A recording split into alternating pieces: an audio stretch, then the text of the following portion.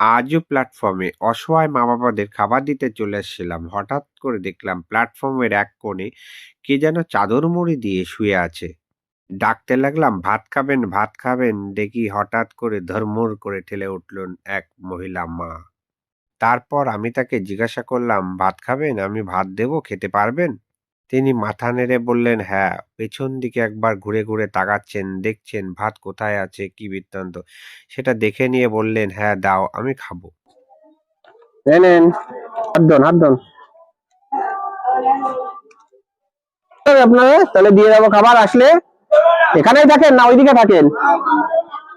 এখানেই থাকেন?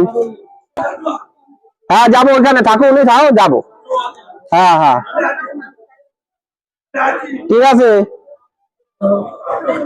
হ্যাঁ আর বলবো কেটা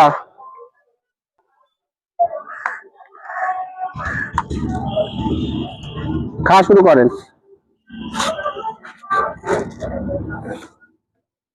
আরো তরকারি ছিল তো, দেবো না কিছু?